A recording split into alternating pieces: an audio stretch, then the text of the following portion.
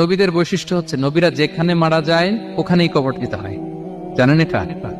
বিষ্ণু ইসলাম মারা গিয়েছিলেন আম্মাজান আয়েশা রাদিয়াল্লাহু তাআলার ঘরে, ফলে ওখানে বিষ্ণু ইসলামের কবর রয়েছে, ওখানেই কবর। এবং ওই কবর দেওয়ার পরেই ওই কবর দেওয়া ঘরের ভিতরে আম্মাজান আয়েশা আয়েশা রাদিয়াল্লাহু তাআলা যতদিন বেঁচে ছিলেন ওখানেই ছিলেন কবরের পাশে। এরপরে বাবা মারা গেলেন আবু বকর, বিষ্ণু ইসলামের পাশে কবর দেয়া হলো, বাবা আর স্বামীর পাশেই থাকলেন। এরপর ওমরে ফারুক মারা গেলেন, ওনারও কবর দেয়া হলো। কিন্তু এখন তো আর বাবা আর স্বামীর সাথে পর্দা নাই, ওমরে ফারুকের সাথে তো পর্দা আছে। তো তখন তিনি ঘরটা হয়ে গেছে ছোট, তিনটা কবরে অনেক জায়গা স্পেস নিয়ে গেছে। এখন অল্প একটু জায়গা পর্দা টাঙিয়ে দিলেন ওমরে ফারুকের সাথে পর্দা হিসেবে, ছোট্ট একটা জায়গায় যতদিন বেঁচে ছিলেন ওখানটাতেই ছিলেন। ওমরে ফারুক যখন আমিরুল মুমিনিন খলিফা, তখন ছেলে আব্দুল্লাহকে পাঠিয়েছিলেন যে যাও একটা অনুমতি আগে থেকে নিয়ে রাখো আম্মাজান আয়েশার কাছ থেকে, যেহেতু ঘরটা ওনাকে বলে রাখো যে আমি মারা গেলে যেন আমার দুই বন্ধু মুহাম্মদ সাল্লাল্লাহু আলাইহি ওয়াসাল্লাম এবং আবু বকরের পাশে যেন কবর দেয়া হয়। আব্দুল্লাহ এসে বলল, আব্বা জান তো এই পয়গাম পাঠিয়েছেন।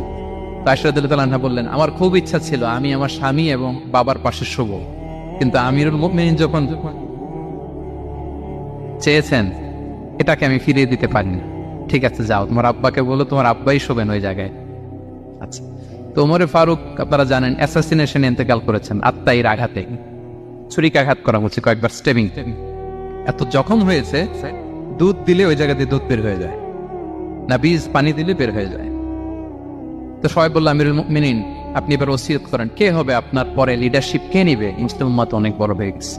তখন তিনি ওসিয়ত করলেন এবং ছেলেকে আব্দুল্লাহকে আবার বললেন যে আব্দুল্লাহ আবার যাও, যে আম্মাজানের থেকে অনুমতি নাও। বলতেছে অনুমতি না নিলাম আর অনেক আগে, উনি তো বলছে আপনি মারা গেলে ওখানেই শোবেন। বলতেছে না, তখন আমি আমিরুল মুমিনিন ছিলাম, এখন তো কিছুক্ষণ পরেই মারা যাবে, এমনও হতে পারে আমার ভয়ে বা লজ্জায় তখন অনুমতি দিচ্ছে, এখন আর দিবেন। আবার যাও, আবার গেল। আয়েশা রাদিয়াল্লাহু তাআলা আনহা বললেন, না এখন আমি আগের কথার উপরে আছে, তোমার আব্বাই সেখানে শো। সুবহানাল্লাহ। ওমরে ফারুক ওখানে শুলেন, তখন তিনি পর্দা আরম্ভ করলেন আম্মাজান আয়েশা। তাহলে রাসূল সাল্লাল্লাহু আলাইহি ওয়াসাল্লামের কবরটা হচ্ছে আম্মাজান আয়েশা রাদিয়াল্লাহু তাআলা আনহার ঘরের ভেতরেই। আপনারা মসজিদে নববী যারা ভিজিট করেছেন তারা জানেন যে আপনারা যখন কিবলামুখী হয়ে নামাজ পড়েন, বাম দিকে বিষ্ণু সাল্লাল্লাহু আলাইহি ওয়াসাল্লামের কবর, সেখানে রাসূল সাল্লাল্লাহু আলাইহি ওয়াসাল্লামের পাশে আবু বকর এবং ওমরে ফারুক রাদিয়াল্লাহু তাআলা আনহুমা শুয়ে আছেন। রাসূল সাল্লাল্লাহু আলাইহি ওয়াসাল্লামের কবর থেকে মিম্বার পর্যন্ত এই পুরো জায়গাটা রাউদাতুম মিন রিয়াদিল জান্নাহ, দুনিয়ার বুকে জান্নাতের একটা টুকরা। বিষ্ণু সাল্লাল্লাহু আলাইহি ওয়াসাল্লাম ইন্তেকালের আগে ওনাকে অপশন দেয়া হয়েছে, নবী আপনি চাইলে থেকে যেতে পারেন আজীবন, আর চাইলে আমার কাছে চলে আসতে পারেন, এই হ্যাভ অপশন। বিষ্ণু সাল্লাল্লাহু আলাইহি ওয়াসাল্লাম তার রবের সাথে সাক্ষাৎকে চুজ করেছেন এবং ইন্তেকালের আগে তিনি পড়েছিলেন, আল্লাহুম্মা গফিরলি ওয়ারহামনি ওয়ালহিকনি বির রফিকিল